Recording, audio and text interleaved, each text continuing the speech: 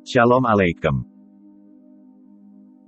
Pada video kali ini, kita akan menelusuri kapan penciptaan pada Kejadian pasal 1 terjadi dalam kerangka waktu kita.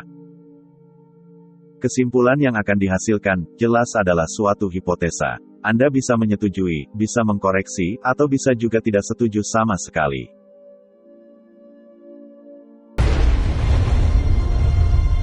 Pada mulanya, Allah menciptakan langit dan bumi. Bumi belum berbentuk dan kosong. Gelap gulita menutupi samudra raya. Dan roh Allah melayang-layang di atas permukaan air. Kejadian pasal 1 ayat 1 dan pasal 1 ayat 2 terjadi dengan jeda waktu yang sangat panjang. Terjemahan harafiah sesuai bahasa aslinya menerangkan lebih jelas mengenai hal ini. Pada awalnya Elohim menciptakan langit dan bumi. Dan bumi menjadi tak berbentuk dan hampa, dan kegelapan ada di atas permukaan samudera raya, dan roh Elohim ada mengeram di atas permukaan air. Apa yang menyebabkan bumi menjadi tidak berbentuk dan hampa? Ternyata telah terjadi pemberontakan Lucifer. Lucifer dan para pengikutnya dibuang ke bumi. Wah, engkau sudah jatuh dari langit, hai bintang timur, putra fajar. Engkau sudah dipecahkan dan jatuh ke bumi, hai yang mengalahkan bangsa-bangsa.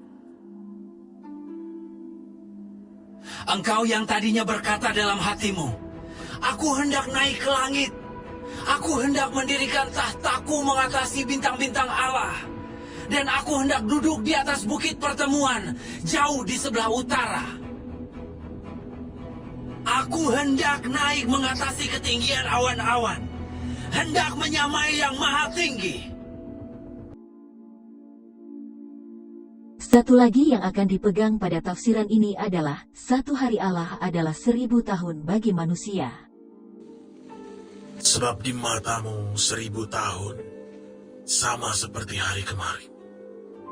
Apabila berlalu, atau seperti suatu giliran jaga di waktu malam. Bukti lain adalah kisah Adam dan Hawa makan buah dari pohon pengetahuan tentang yang baik dan jahat, yang telah dilarang oleh Allah. Konsekuensi yang dikatakan Allah atas pelanggaran ini adalah pada hari mereka makan buah itu, mereka akan mati. Adam mati pada usia 930 tahun. Jadi pada hari yang sama dengan saat ia makan buah terlarang itu. Hari Raya Paskah umat Yahudi dilaksanakan pada bulan Nisan, yaitu bulan pertama penanggalan Ibrani. Kita tahu, perayaan Paskah umat Yahudi adalah perlambang dari pengorbanan Tuhan Yesus.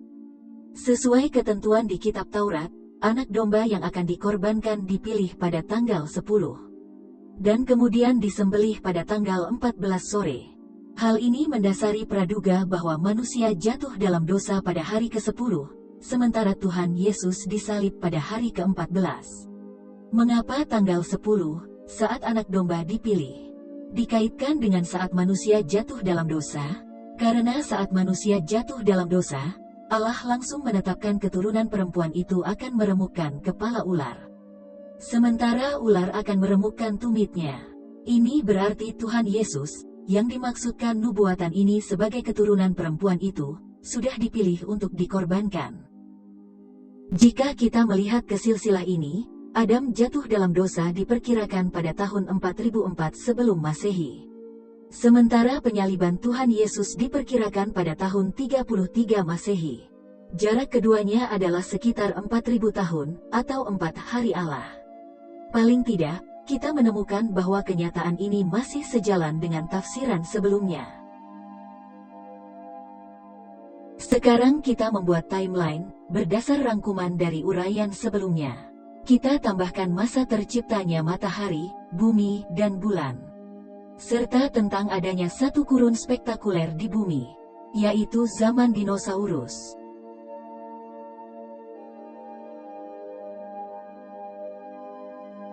Matahari diperkirakan bermula dari awan raksasa yang berputar yang terbentuk dari debu dan gas, yang disebut solar nebula. Di tengah awan raksasa itu, gravitasi menyebabkan material-materialnya membentuk bola. Setelah cukup besar, tekanan yang sangat besar di dalamnya menyulut reaksi fusi, sehingga menyebabkan bola menjadi panas dan berpijar. Energi yang dipancarkan dari pijaran ini mendorong sisa awan menjauh. Planet-planet terbentuk dari sisa awan ini. Dinosaurus mendominasi kehidupan di bumi selama sekitar 150 juta tahun. Sebelum akhirnya punah pada 66 juta tahun lalu. Pada pertengahan periode Triasik, yaitu 237 juta tahun lalu. Dinosaurus pertama kali muncul. Iklim saat itu adalah panas dan kering. Sebagian besar daratan tertutup gurun. Kemudian pada periode Jurasik, suhu sedikit lebih dingin.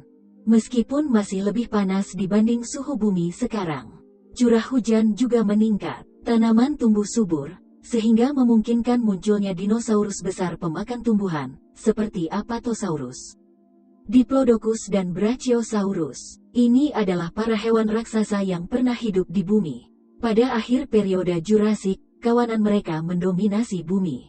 Pada periode Cretaceous, dinosaurus semakin banyak ragam. Hewan lain juga berkembang, termasuk ular yang muncul pada 128,5 juta tahun lalu.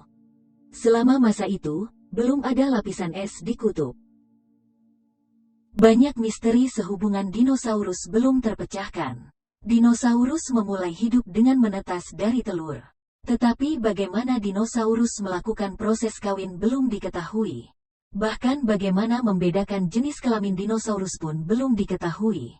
Lalu, banyak dinosaurus dihiasi dengan tanduk, paku, lempengan, jambul, seperti Triceratops, Stegosaurus, dan lainnya. Yang dianggap aneh oleh para paleontolog. Mengapa dinosaurus berevolusi menjadi begitu mencolok? Selain itu, kepunahan dinosaurus juga adalah misteri. Selain avian dinosaurus, yaitu nenek moyang burung, semua dinosaurus punah dalam sekejap pada 66 juta tahun yang lalu. Diperkirakan karena hantaman asteroid besar, sehingga memicu perubahan ekologi global dan secara kuat meningkatkan aktivitas vulkanik. Tetapi ahli paleontologi belum sepenuhnya dapat menyimpulkan bagaimana rekonstruksi hantaman itu bisa menyebabkan kepunahan massal dinosaurus non-avian. Belum lagi, hantaman asteroid terjadi di Amerika Utara, sementara dinosaurus hidup di seluruh dunia. Selain itu, dinosaurus diperkirakan sudah mulai punah bahkan sebelum hantaman asteroid. Dan kenapa hewan selain dinosaurus tidak ikut punah, seperti ular, buaya, hiu, lebah, kecoa, yang telah muncul pada zaman Cretaceous? Satu hal yang menarik, dinosaurus adalah reptil. Ular dan naga yang melambangkan setan di Alkitab adalah juga reptil. Apakah suatu kebetulan? Apakah dinosaurus berhubungan erat dengan Lucifer? Apakah dinosaurus adalah makhluk kesayangan Lucifer, sehingga Lucifer dilambangkan sebagai naga? Apakah dinosaurus ada sebelum pemberontakan Lucifer, ataukah setelah pemberontakan Lucifer? Tidak ada informasi mengenai hal itu di Alkitab. Kita hanya bisa berspekulasi. Sekarang kita kembali lagi ke timeline. Kita akan bandingkan timeline tersebut dengan informasi yang diperoleh ahli paleontologi untuk 20.000 tahun terakhir.